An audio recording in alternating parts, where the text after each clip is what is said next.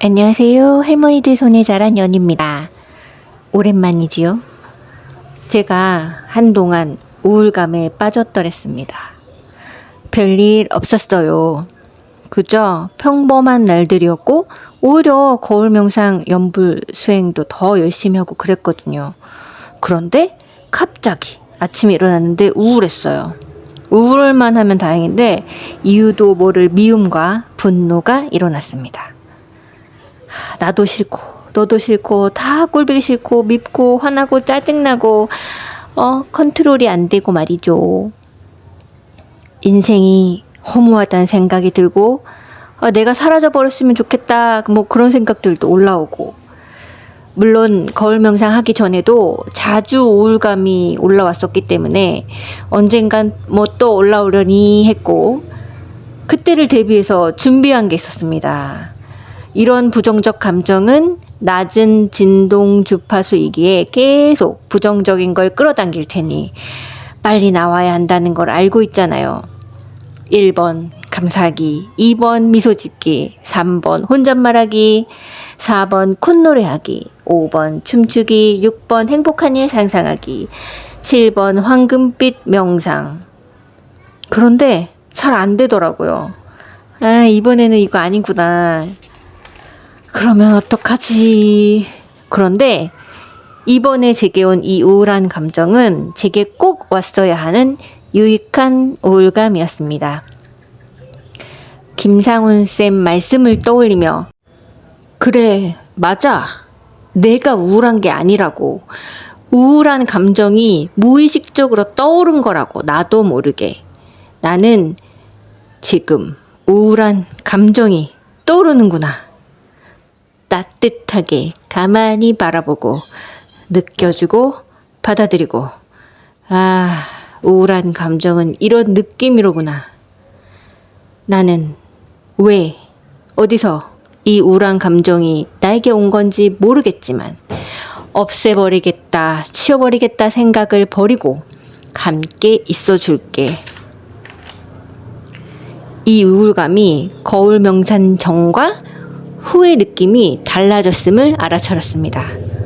거울 명상 전에 제가 느꼈던 우울한 감정은 전체적으로 기분이 더럽고 아주 피폐한 느낌이었습니다.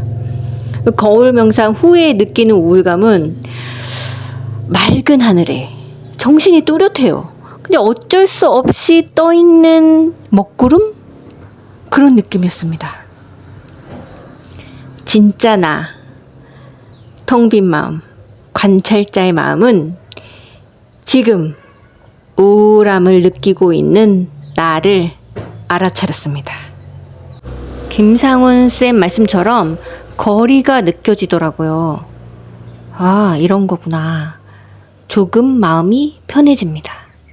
그냥 난 느껴보는 경험자로구나. 그렇게 생각이 들면서도, 알 것 같으면서도 단번에 딱 되지는 않았어요. 감정과 하나가 돼서 막 고통에 빠졌다가 나왔다가 오락가락 했습니다. 거울 명상 할 때는 그저 말이 안 나와서 거울만 보고 있기도 하고, 우울해서 진짜 못하겠다 할 때는 떠오르는 감정, 생각, 텅 빈 공간에 던지기를 하고 그랬습니다. 그러다가 이제 우울한 감정 이제 이만하면 됐다 싶을 마음이 들 때쯤에 제게 도움을 줄 영상이 딱 나타납니다. 김주환 교수님의 내면소통 감정편을 보게 됩니다. 나와 주변 사람들, 세상에 대한 나쁜 생각이 일어난다?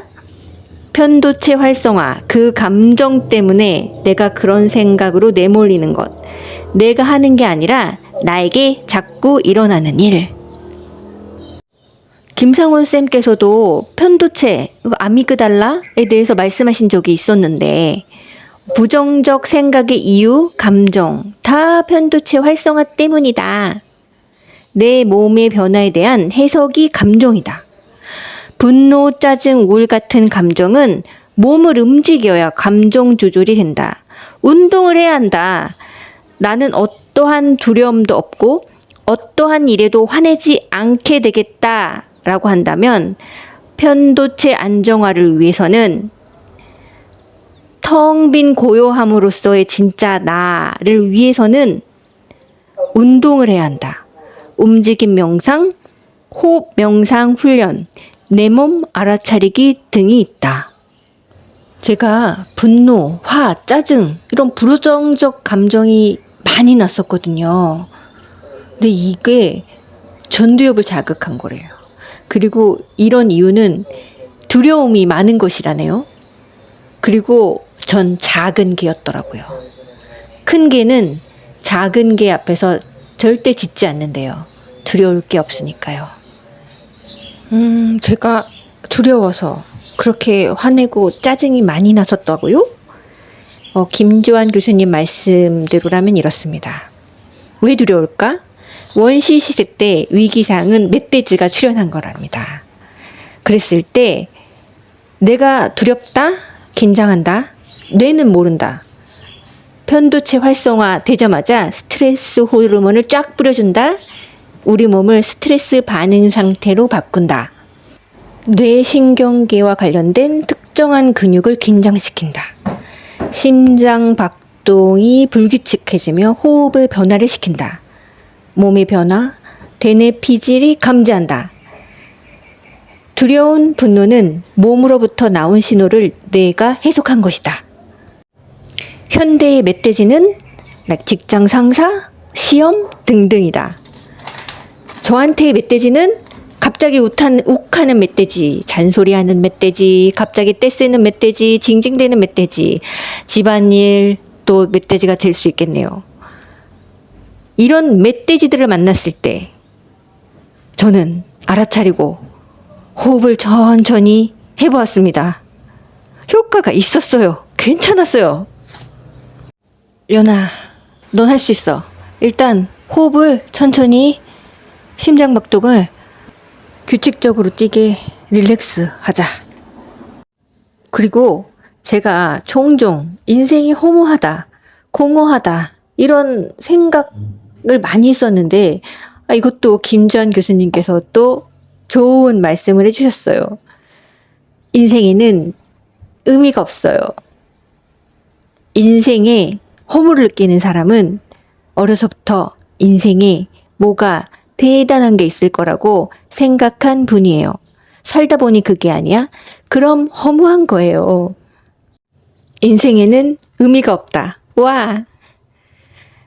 아무 이유 없이 태어났다. 아무 이유 없이 죽어가. 네?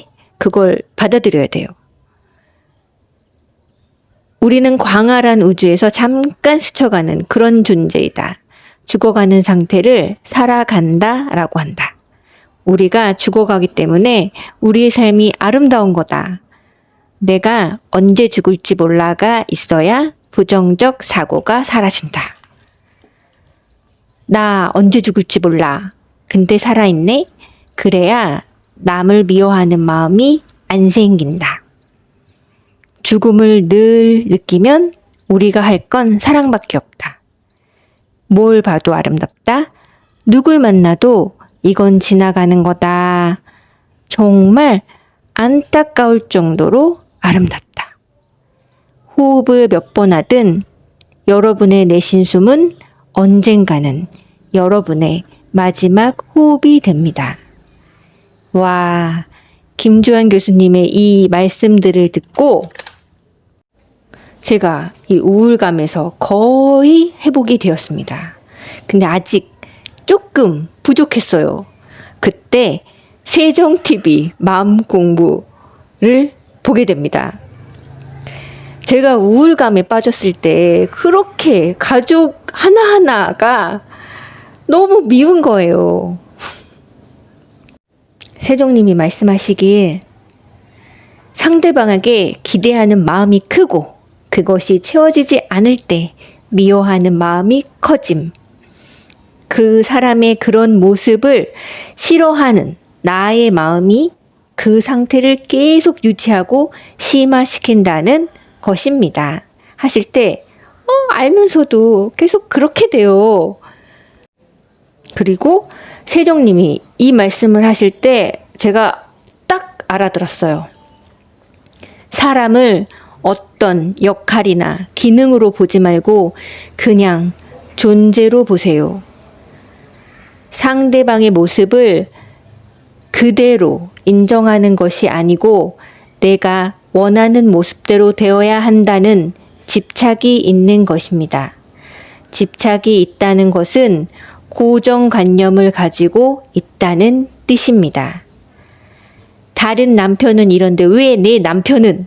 다른 자식들은 이런데 왜 내 자식들은?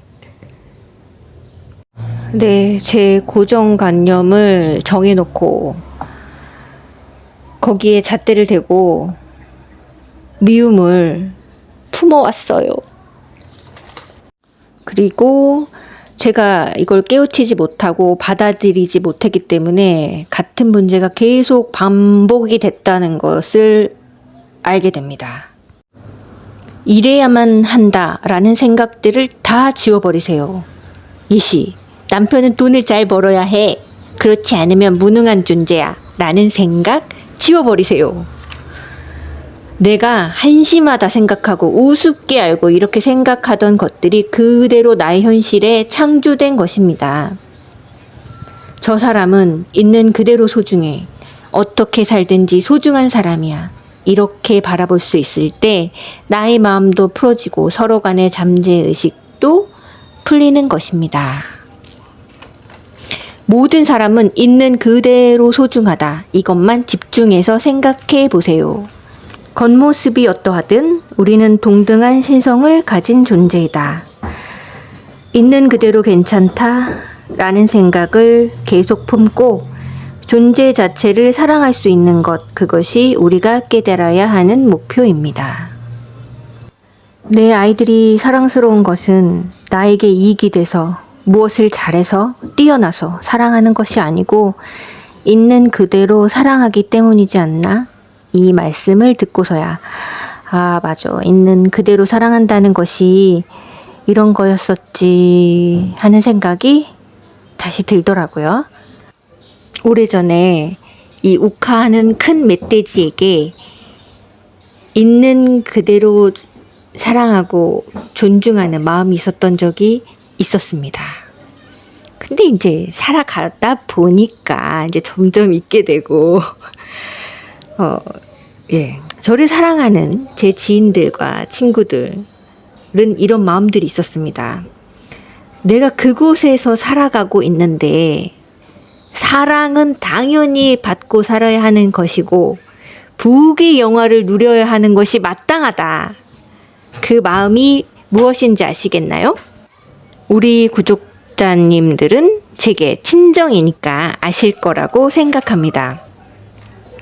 그런데 보니까 마음에 차지 않아요.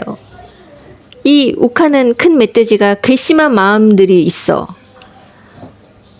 전 괜찮다 하지만 또 그 마음이 계속되다 보니까 제 속마음은 또 그게 아니었나 봅니다. 불만, 불평 속으로 좀 점점 커졌던 것 같아요. 그래서 이 큰 멧돼지를, 욱하는 멧돼지를 이 역할과 기능으로만 보게 되고 이 미움이 계속 쌓였나 봅니다. 입장 바꿔서 제가 지금은 집안 살림하고 어쨌든 아내 역할, 엄마 역할 한다지만은 제가 그 역할과 기능을 못했을 때 그럼 나는 버림을 받을 것인가? 아니지 않겠습니까? 참 세정TV 마음공부 덕분에 제가 깨달은 바가 있어서 이 반성을 했고 이 미안한 마음도 올라오고요. 처음에 너는 나를 볼 때 해바라기였는데 지금은 나를 바라볼 때 김치, 함초이 같다는 말을 종종 하더라고요. 찔려라. 그래서 이 미운 감정, 우울한 감정에서 딱 나오니까 이 가족들 얼굴 하나하나를 보면서 그래, 다시 이 존재로서 사랑하는 마음이 나오고 잊고 지냈던 마음들이 다시 기억이 나고 하더라고요. 이쯤 생각이 들었을 때, 마음이 편해졌을 때 선물이 도착했습니다. 제게. 믿어지실지 모르지만 제 입에서 My husband is the best란 말을 했다니까요. 아유, 이제 남편의 역할과 기능으로만 보지 않는다니까요.